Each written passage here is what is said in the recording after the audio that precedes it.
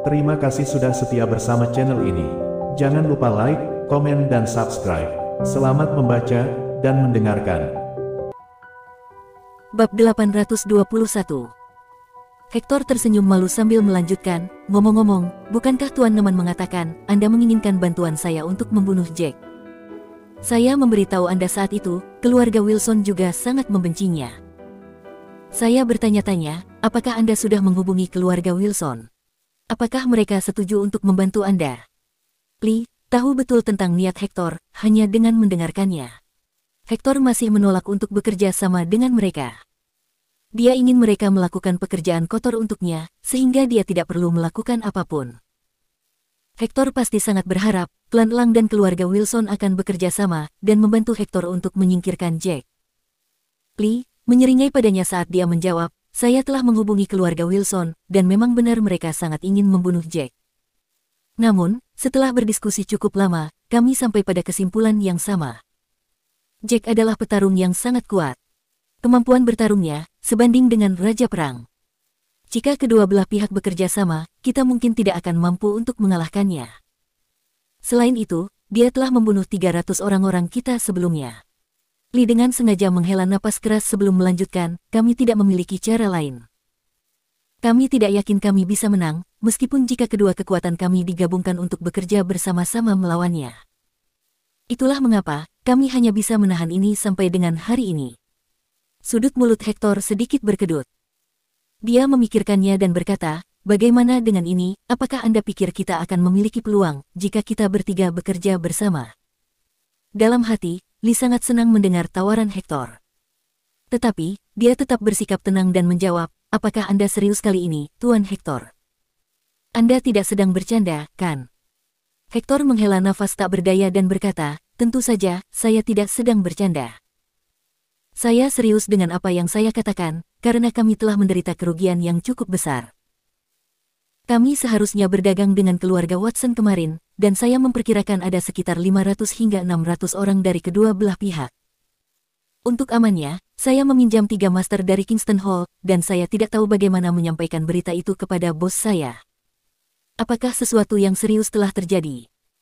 Apakah terjadi sesuatu pada orang-orang dari pihak Anda, dan para master dari Kingston Hall? Lee menarik napas dalam-dalam ketika dia mendengar berita ini. Dia jelas merasa takut dengan berita itu. Hector mengangguk, tidak ada dari orang-orang kami, dan juga keluarga Watson yang kembali. Saya sudah mengirim seseorang untuk memeriksanya, dan menemukan pabrik terbengkalai yang kami gunakan sebagai tempat perdagangan kami, terbakar habis tanpa meninggalkan apapun. Pihak lain membakar pabrik, setelah dia membunuh orang-orang kami. Saya pikir dia ingin menghancurkan semua jejak kejahatannya. Ya Tuhan. Apakah Anda curiga bahwa Jack adalah pelakunya? Jika itu masalahnya, bukankah kemampuan bertarungnya terlalu menakutkan? Apakah dia seorang raja perang bintang 7 atau bintang 8? Lee sangat terkejut.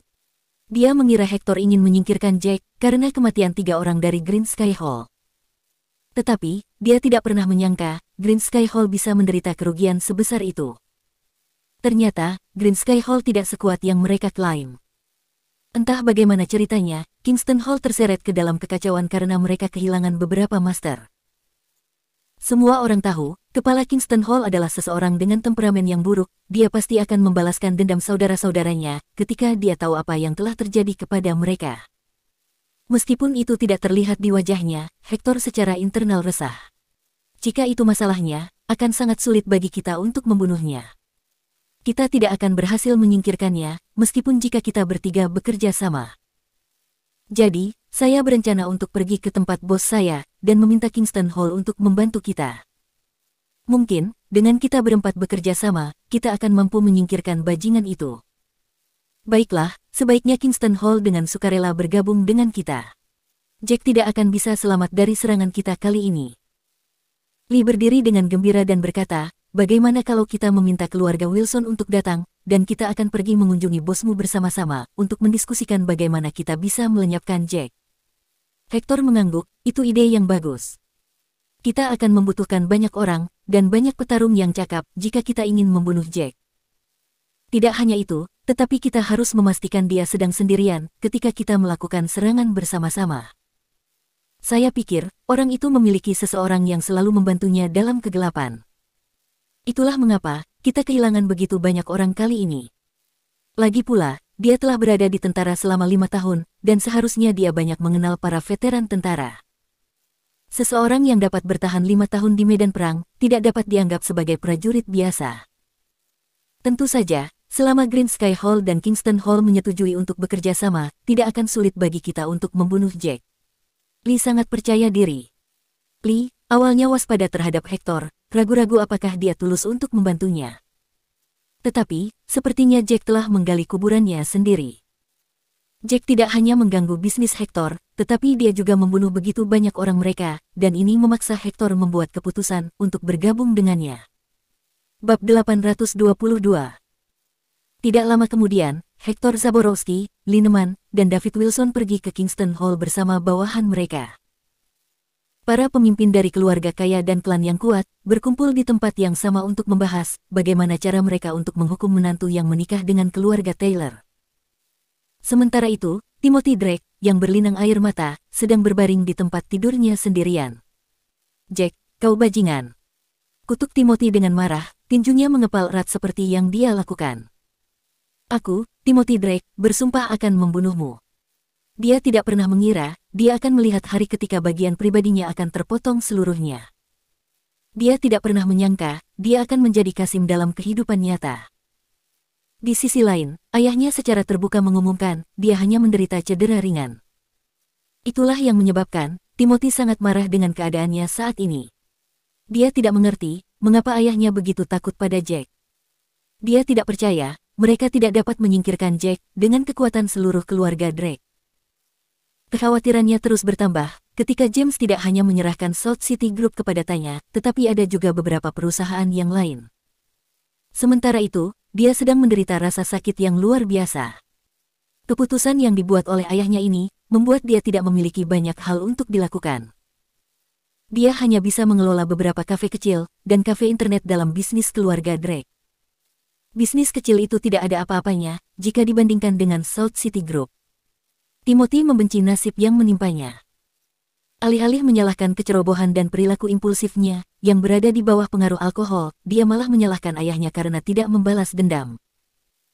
Dengan pemikiran itu, dia segera menelepon Leo Turner, dan meminta dia untuk mengunjunginya, bersama dengan beberapa teman-teman mereka. "Tunggu saja, Jack.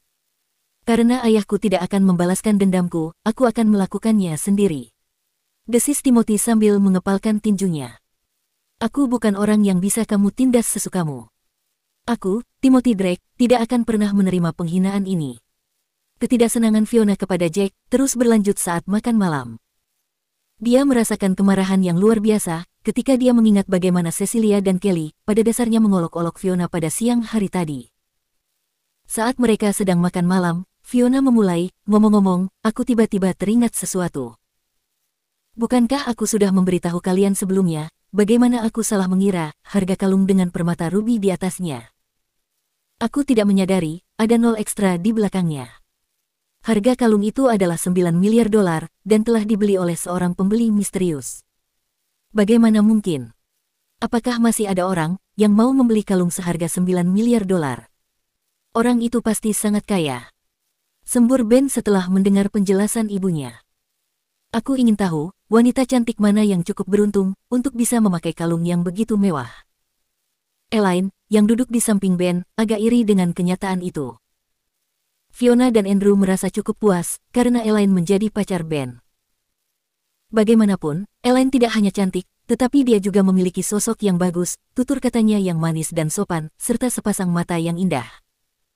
Elaine berasal dari keluarga yang cukup kaya, dan juga terampil dalam hal seni bela diri. Menurut pendapat Fiona, dia merasa Elaine 10 kali lebih baik, atau bahkan 100 kali lebih baik daripada Sena.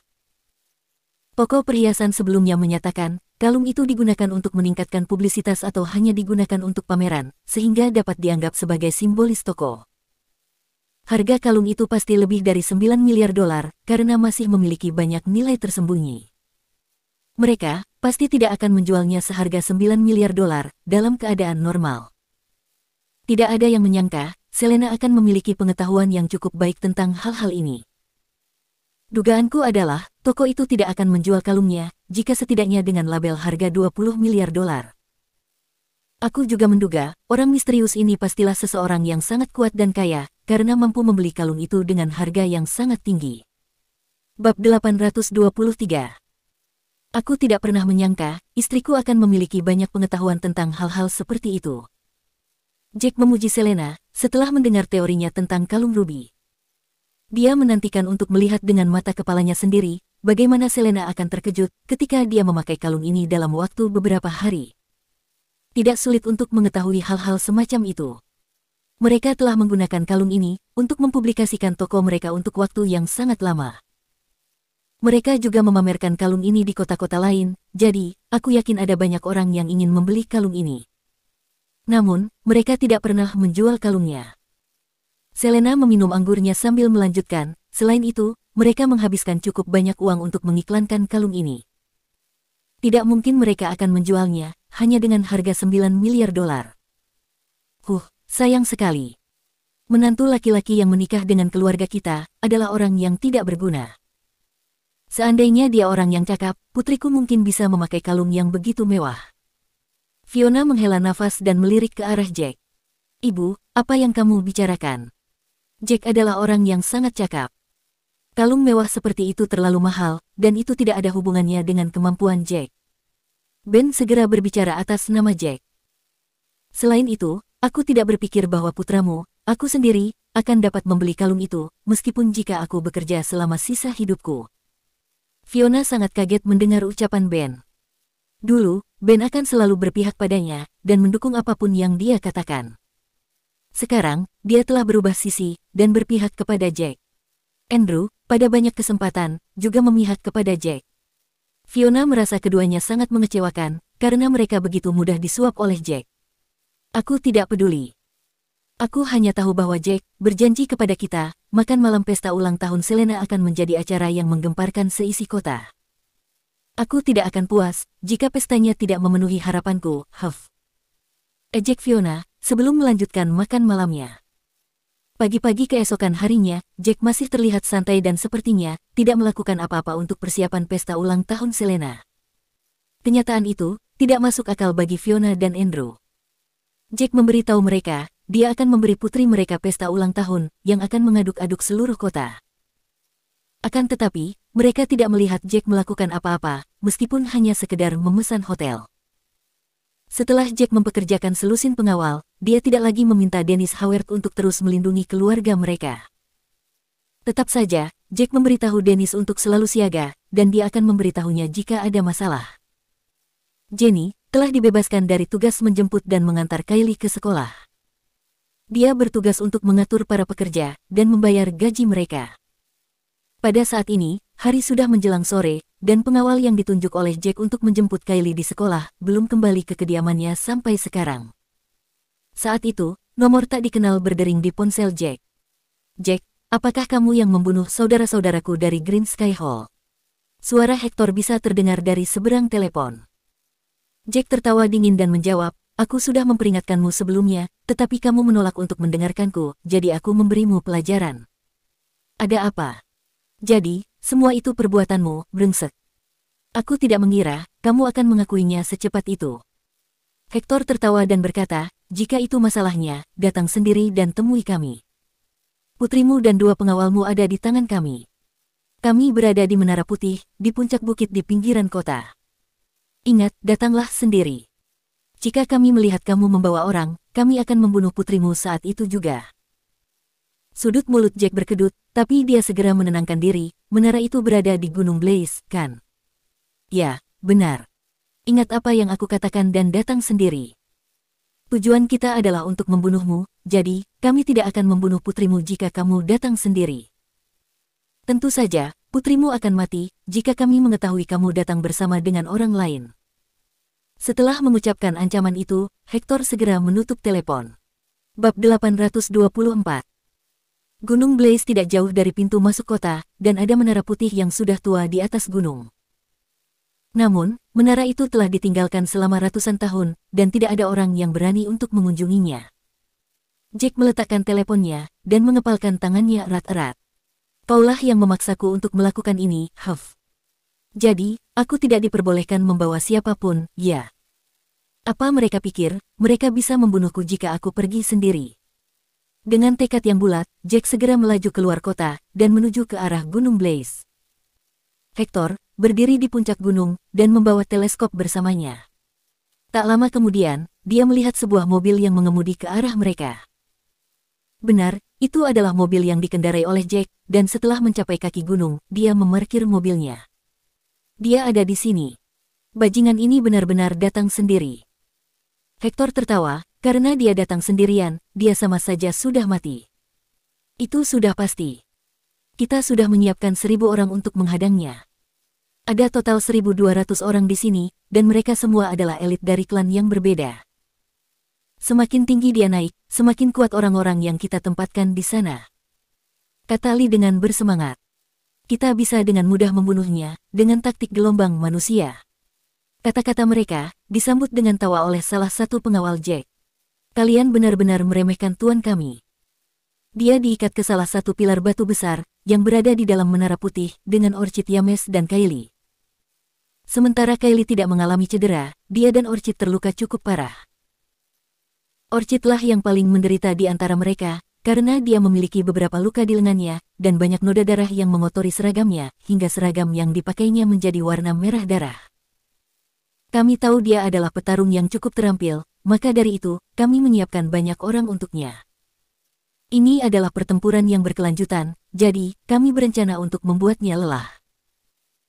Hector tertawa, sambil melanjutkan, orang ini telah membunuh begitu banyak master dari Green Sky Hall kita, jadi, hari ini adalah hari di mana dia akan menemui ajalnya. Hector menyeringai sambil terus berbicara, setelah kita membunuh Jack, kita perlahan-lahan akan menyiksa istrinya, dan nona muda di sini. Kita pasti akan memperlakukan keluarganya, dengan perlakuan yang khusus. Kepala Aula Kingston Hall, Tobias Zaborowski, berjalan menuju ke arah kedua pengawal cantik itu, dan membelai wajah mereka dengan senyum dingin di wajahnya. Bukankah kalian berdua juga cukup kuat? Sepertinya, kalian telah dikalahkan oleh para petarung kita. Huff, beraninya kamu mengatakan itu. Kamu telah memerintahkan selusin orang untuk menyerang kami, dan banyak dari orang-orangmu mati.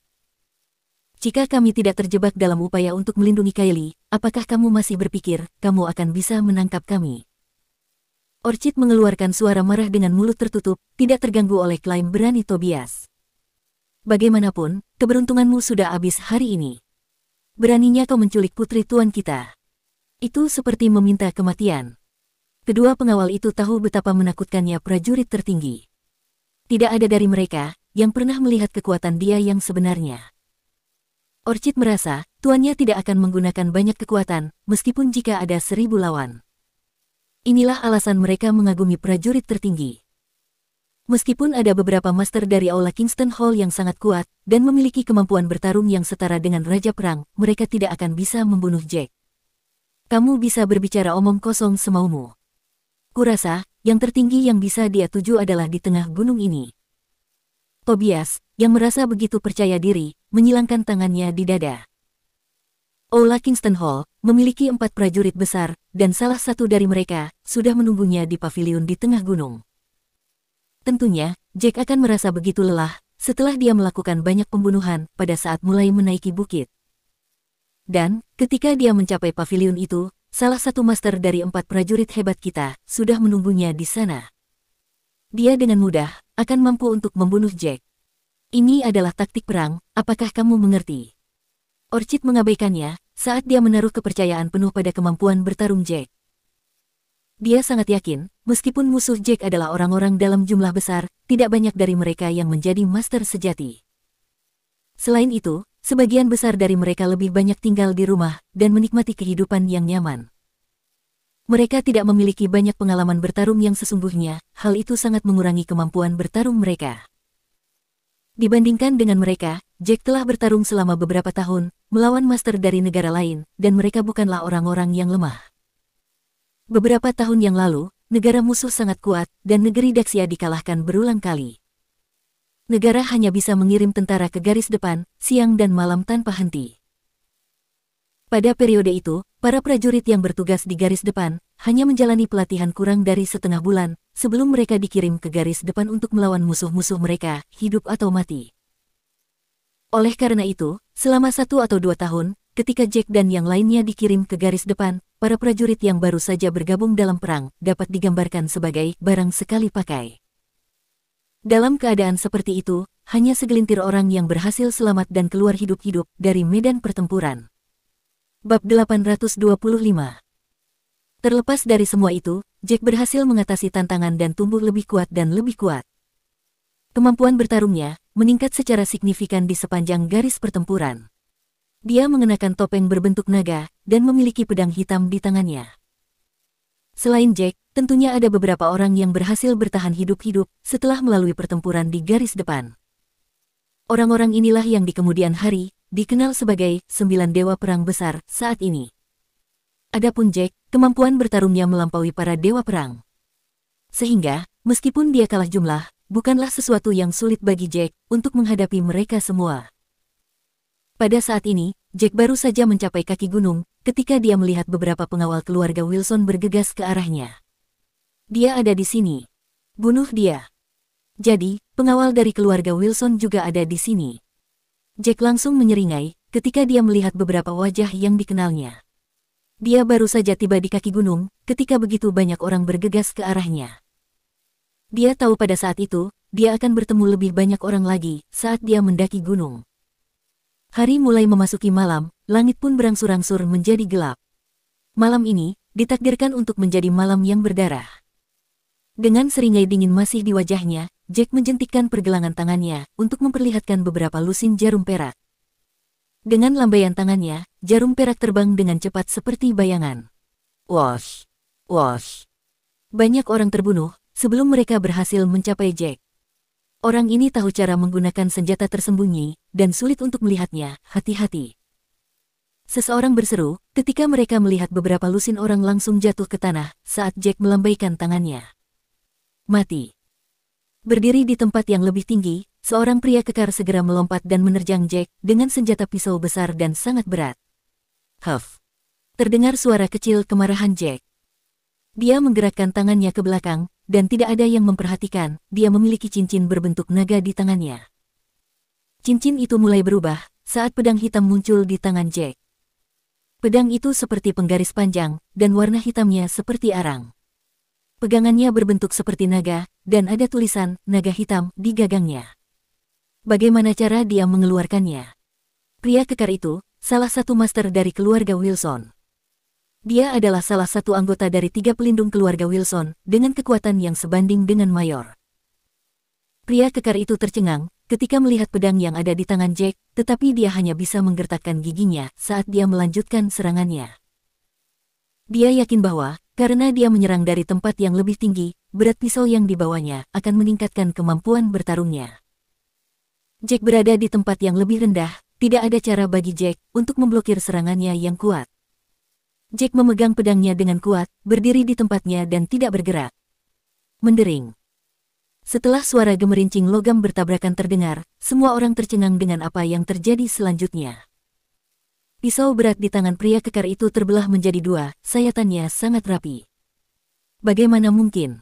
Sembur pria kekar itu. Jack mengambil keuntungan dari situasi ini, dan segera mengayunkan pedangnya kembali, hanya untuk memotong kepala pria itu. Ada air mancur darah yang menakutkan keluar dari tubuh pria itu. Dan tubuh pria itu berguling menuruni bukit tanpa kepala.